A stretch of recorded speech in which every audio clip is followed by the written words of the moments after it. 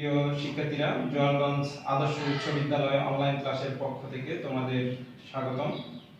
আশা করি তোমরা ভালো আছো, সুস্থ আছো। আমি আল্লাহর রহমতে ভালো আছি। প্রিয় অষ্টম শ্রেণীর শিক্ষার্থীরা, গত দুটি ক্লাসে আমি তোমাদের গণিত বইয়ের দ্বিতীয় অধ্যায়ের 2.1 সরল মুনাফা সংক্রান্ত বিষয় নিয়ে আলোচনা করেছিলাম। তারই ধারাবাহিকতায় আজকে আমরা অনুশীলন 2.2 এর চক্রবৃদ্ধি মুনাফা নিয়ে আলোচনা করব। তাহলে এবার আমরা চক্রবৃদ্ধি মুনাফা নিয়ে আলোচনা শুরু করি। প্রিয় শিক্ষার্থীরা, আজকে পাঠের আমাদের শিক্ষণফল হচ্ছে চক্রবৃদ্ধি মূলধন এবং চক্রবৃদ্ধি মুনাফা ব্যাখ্যা করতে পারবে। আজকে ক্লাসের মাধ্যমে আমরা চক্রবৃদ্ধি মূলধন কি, চক্রবৃদ্ধি মুনাফা কি তা জানতে পারব। আজকের ক্লাসে আমরা সরল মুনাফা এবং চক্রবৃদ্ধি মুনাফার পার্থক্য করতে পারবো। গত দুটি ক্লাসে আমরা সরল মুনাফা সম্পর্কে জেনেছি এবং আজকের ক্লাসে আমরা শুরুতেই চক্রবৃদ্ধি মুনাফা সম্পর্কে জানবো। এই দুইটা মুনাফার ভিতরে পার্থক্য কি তা আমরা আজকের ক্লাসের মাধ্যমে নির্ণয় করতে পারবো। শিক্ষার্থীরা, চক্রবৃদ্ধি মুনাফা সম্পর্কে জানার শুরুতে আমাদেরকে চক্রবৃদ্ধি মূলধন কি তা জানতে হবে। চক্রবৃদ্ধি মূলধন হচ্ছে বছরান্তে বৃদ্ধিপ্রাপ্ত মূলধন। এক বছর শেষে যে মূলধনটা বৃদ্ধি হয় সেটাই হচ্ছে চক্রবৃদ্ধি মূলধন। কখনো কখনো চক্রবৃদ্ধি মূলধনকে চক্রবৃদ্ধি মূল বা সবৃদ্ধি মূলও বলা হয়। তাহলে এবারে আসা যাক চক্রবৃদ্ধি মুনাফা কি। চক্রবৃদ্ধি মুনাফা হচ্ছে, এখানে আমরা যে বললাম চক্রবৃদ্ধি মূলধনের ক্ষেত্রে বছরান্তে বৃদ্ধিপ্রাপ্ত মূলধন। এই চক্রবৃদ্ধি মুনাফা হচ্ছে বছরান্তে বৃদ্ধিপ্রাপ্ত মূলধনের উপর যে মুনাফা হিসাব করা হয়। অর্থাৎ চক্রবৃদ্ধি মূলধনের উপর যে মুনাফা হিসাব করা হয় তাই হচ্ছে চক্রবৃদ্ধি মুনাফা। শিক্ষার্থীরা, সরল মুনাফার ক্ষেত্রে আমরা খেয়াল করেছি সরল মুনাফা হচ্ছে প্রতি বছর শেষে প্রারম্ভিক মূলধনের উপর যে মুনাফা হিসাব করা হয় তা হচ্ছে সরল মুনাফা। আর চক্রবৃদ্ধি মুনাফার ক্ষেত্রে বছরান্তে বৃদ্ধিপ্রাপ্ত মূলধনের উপর যে মুনাফা হিসাব করা হয় তা হচ্ছে চক্রবৃদ্ধি মুনাফা। শিক্ষার্থীরা, এবার আমরা চক্রবৃদ্ধি মুনাফা সংক্রান্ত সূত্রগুলো জেনে নিই। চক্রবৃদ্ধি মুনাফায় আমরা দুটি সূত্র ব্যবহার করি। একটা হচ্ছে চক্রবৃদ্ধি মূলধন। চক্রবৃদ্ধি মূলধনকে সি দ্বারা প্রকাশ করা হয়। চক্রবৃদ্ধি মূলধন C equal to P into 1 plus R whole to the power n। তাহলে আমরা আরেকবার বলি, সি চক্রবৃদ্ধি মূলধন C equal to P into 1 plus R whole to the power n। এখানে n হচ্ছে সময় বা বছর, গত ক্লাসে আমরা এগুলো জেনেছি। আর হচ্ছে মুনাফার হার, পি হচ্ছে আসল বা মূলধন।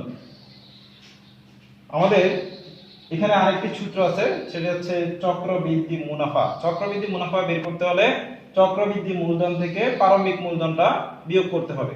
চক্রবৃদ্ধি মূলধনকে আমরা সি দ্বারা প্রকাশ করি, প্রারম্ভিক মূলধনকে আমরা পি দ্বারা প্রকাশ করি। তাহলে সি এর একটা সূত্র জানি, যেহেতু চক্রবৃদ্ধি মূলধন C equal to P into 1 plus R whole to the power n। তাহলে আমরা মানটা বসিয়ে দিলাম মাইনাস পি।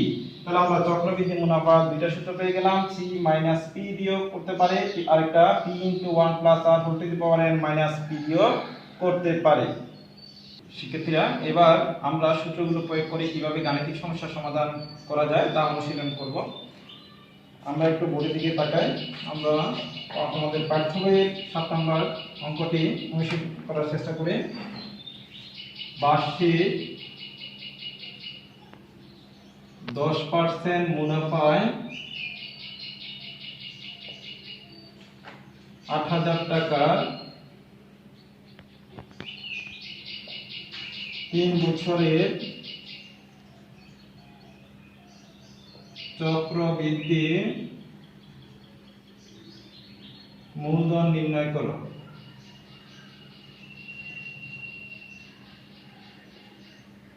প্রশ্ন আমরা একটু খেয়াল করি।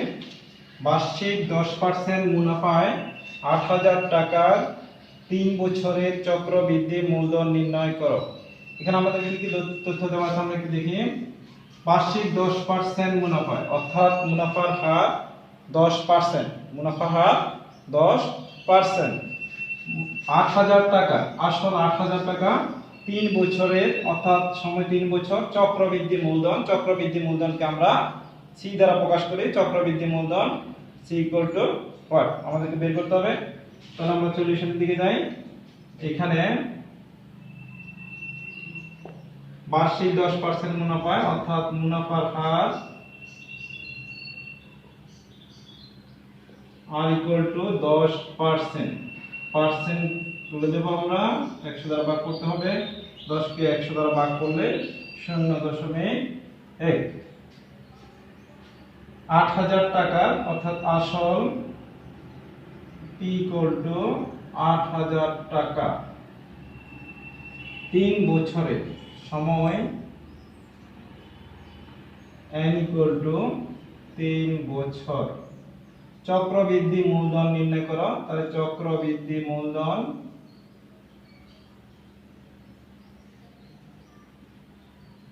C equal two what? তাহলে আমাদের কি কি তথ্য দেওয়া আছে? মুনাফার হার R ইকুয়াল টু 10%। 10% কে আমরা পার্সেন্ট তুলতে হলে 100 দ্বারা ভাগ, 10 কে 100 দ্বারা ভাগ করলে 0.1। আসল P ইকুয়াল টু ৮,০০০ টাকা, সময় n ইকুয়াল টু 3 বছর, চক্রবৃদ্ধি মূলধন C ইকুয়াল টু what? আমরা সূত্র প্রয়োগ করার চেষ্টা করি। আমরা জানি চক্রবৃদ্ধি মূলধন সম্পর্কিত সূত্র হচ্ছে C equal to P into 1 plus R whole to the power n। সূত্রটা হচ্ছে কি C equal to P into 1 plus R whole to the power n। আমরা মানগুলো বসিয়ে দিই। P এর মান হচ্ছে ৮,০০০ ইনটু 1 প্লাস R এর মান হচ্ছে 0.1 into whole to the power n এর মান হচ্ছে 3। ৮,০০০ 1 আর 0.1 যোগ করলে 1.1 হোল টু দি পাওয়ার 3। ৮,০০০ গুণ 1.1 হোল টু দি পাওয়ার 3 অর্থাৎ 1.1 তিনটা। আমরা 1.1 তিনটা গুণ করার চেষ্টা করি। শিক্ষার্থীরা তোমরা চাইলে ক্যালকুলেটর ব্যবহার করতে পারবে। 1.1 গুণ 1.1 গুণ 1.1 আমরা তিনটা গুণ করলে পেলাম 1.331। 1.331 সাথে ৮,০০০ গুণ করে দিব, তাহলে আমরা পেলাম 10,৬৪৮ টাকা। তাহলে আমরা চক্রবৃদ্ধি মূলধন পেলাম 10,৬৪৮ টাকা। সুতরাং চক্রবৃদ্ধি মূলধন 10,৬৪৮ টাকা। শিক্ষার্থীরা আমরা সমস্যাটি আরেকটু বোঝার চেষ্টা করি। আমাদের তথ্য কি কি তথ্য দেওয়া আছে? 10% মুনাফা, 10% মুনাফা অর্থাৎ মুনাফার হার R সমান 10%। 10% কে আমরা পার্সেন্ট তুলতে হলে 100 দ্বারা ভাগ করতে হবে, 10 কে 100 দ্বারা ভাগ করলে 0.1। ৮,০০০ টাকা অর্থাৎ আসল P সমান ৮,০০০ টাকা, সময় n সমান 3 বছর এবং আমাকে বের করতে হবে চক্রবৃদ্ধি মূলধন কত। চক্রবৃদ্ধি মূলধন বের করব আমরা জানি চক্রবৃদ্ধি মূলধন সম্পর্কিত সূত্র আছে চক্রবৃদ্ধি মূলধন C equal to P into 1 plus R whole to the power n। C equal to P into 1 plus whole to the power 1 plus R whole to the power n। P এর মান ৮,০০০, 1 প্লাস R এর মান 0.1 whole to the power n এর মান হচ্ছে 3। 1 0.8 0.1 যোগ করলে আমরা পেলাম 1.1 whole to the power 3। 1.1 whole to the power 3 অর্থাৎ 1.1 তিনটা গুণ করতে হবে। 1.1 হোল টু দি পাওয়ার 3 অর্থ হচ্ছে 1.1 গুণ 1.1 গুণ 1.1। তাহলে 1.1 তিনটা গুণ করলে আমরা পেলাম 1.331। ৮,০০০ আর 1.331 গুণ করলে আমরা পেলাম 10,৬৪৮ অর্থাৎ আমাদের ফলাফল আমরা পেয়ে গেছি চক্রবৃদ্ধি মূলধন 10,৬৪৮ টাকা।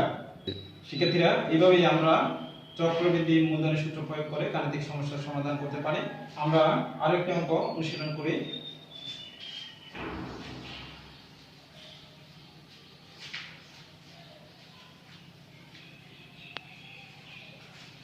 শিক্ষার্থীরা এবার আমরা পাঠ্য বই 10 নম্বর অঙ্কটি অনুশীলন করব।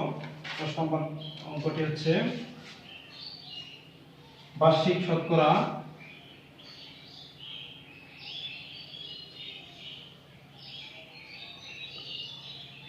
8.50 টাকা চক্রবৃদ্ধি মুনাফায়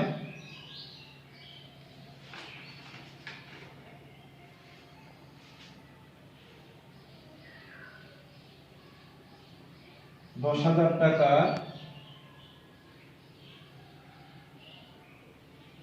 2 বছরের স্ববৃদ্ধিমূল এবং চক্রবৃদ্ধি মুনাফা নির্ণয় করো।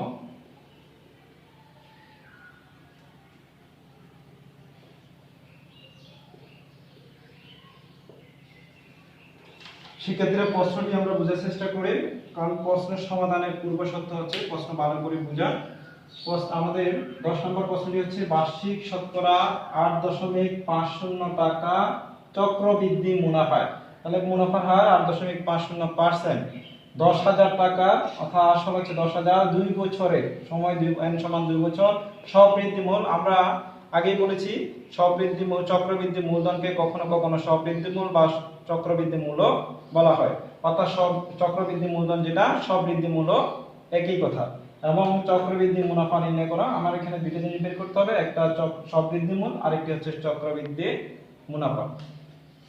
শিক্ষার্থীরা এবার আমরা কি কি তথ্য দেওয়া আছে লিখি। বার্ষিক শতকরা 8.5 টাকা অর্থাৎ মুনাফার হার আর সমান 8.50%। আমরা পার্সেন্ট তুলে দিয়ে 100 দ্বারা ভাগ করে দেব।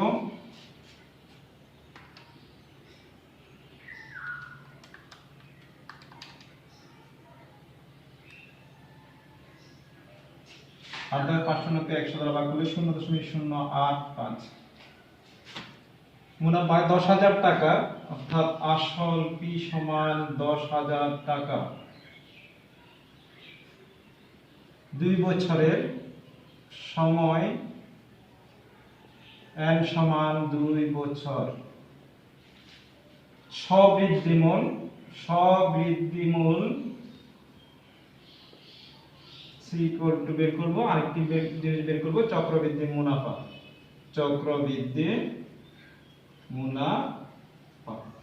তাহলে আমাদের এখানে দুটো জিনিস বের করতে হবে, একটি সবৃদ্ধি মূল আর একটা হচ্ছে চক্রবৃদ্ধি মুনাফা। আমরা প্রথমে সবৃদ্ধি মূল বের করার চেষ্টা করি। আমরা জানি সবৃদ্ধি মূলের সূত্র হচ্ছে c = p * 1 + r n। সবৃদ্ধি মূলের সূত্রটাকে c = p * 1 + r n। আমরা মানগুলো বসিয়ে দিই। p এর মান কত? 10,000 * 1 + r এর মান 0.085 n এর মান 2। 10,000 * 1 আর 0.085 যোগ করলে হবে 1.085 2। তাহলে আমরা 10,000 * 1.085 হোল স্কয়ার, 0.85 হোল স্কয়ার অর্থ হচ্ছে 1.085 গুণ 1.085। আমরা 1.085 দুটি যোগ গুণ করার চেষ্টা করি। 0.85 গুণ 1.085, তাহলে আমরা পেলাম 1.177225। 1.177225 আমরা 10,000 এর সাথে গুণ করে দেব। তাহলে আমরা পেলাম 11,772.25। শিক্ষার্থীরা আমরা আমাদের সবৃদ্ধি মূল পেয়ে গেলাম। সবৃদ্ধি মূল পেলাম 11,772.25 টাকা। সুতরাং সবৃদ্ধি মূল 11,772.25 টাকা। তাহলে আমরা একটু খেয়াল করি, আমাদের মুনাফার হার দেওয়া আছে r সমান 8.50%। 8.50 আমরা 1% কে তুলে দিতে হলে 100 দ্বারা কি করতে হবে? ভাগ করতে হবে। 100 দ্বারা ভাগ করলে 0.085 পেলাম। আসল p সমান 10,000, সময় n সমান 2 বছর, সবৃদ্ধি মূল c = what? সময় n সমান 2 বছর, সবৃদ্ধি মূল c বের করব। আরেকটা জিনিস বের করব আমরা চক্রবৃদ্ধি মুনাফা। তাহলে আমরা জানি সবৃদ্ধি মূল c = p * 1 + r n। p এর মান বসিয়ে দিলাম 10,000, 1 + r এর মান 0.085 n এর মান হচ্ছে 2। তাহলে 1 আর 0.085 যোগ করলে আমরা পেলাম 1.085, পাওয়ার কত? 2। 1.085 হোল স্কয়ার অর্থ হচ্ছে 1.085 গুণ 1.085, দুটো গুণ করলে পেলাম আমরা 1.177225। 10,000 আর 1.177225 গুণ করলে আমরা পেলাম 11,772.25, অর্থাৎ আমরা সবৃদ্ধি মূল 11,772.25 টাকা পেলাম। আমাদের দ্বিতীয় প্রশ্ন অর্থাৎ চক্রবৃদ্ধি মুনাফা বের করব।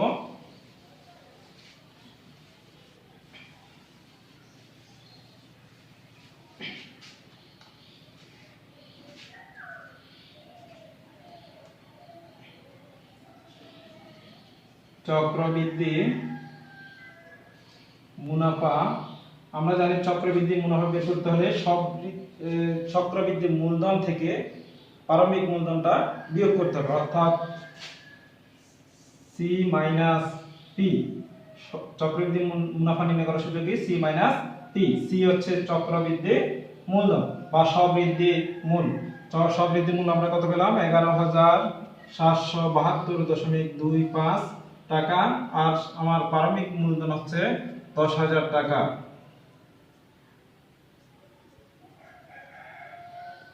11,772.25 থেকে আমরা 10,000 বিয়োগ করে দেব।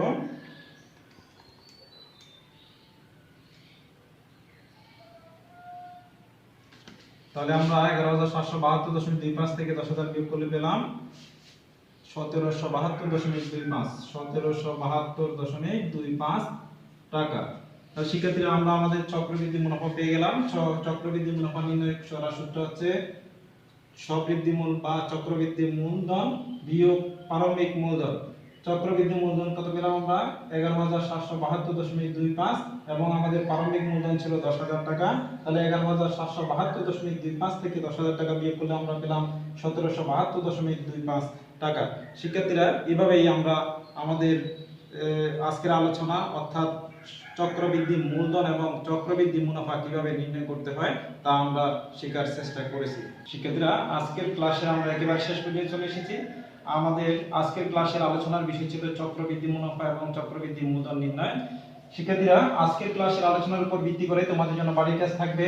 বার্ষিক 10.50% মুনাফায় 5,000 টাকা 2 বছরের চক্রবৃদ্ধি মূলধন ও চক্রবৃদ্ধি মুনাফা নির্ণয় করো। তাহলে আজকের ক্লাসের আলোচনার উপর ভিত্তি করে তোমরা অঙ্কটি বাসায় অবশ্যই অনুশীলন করবে।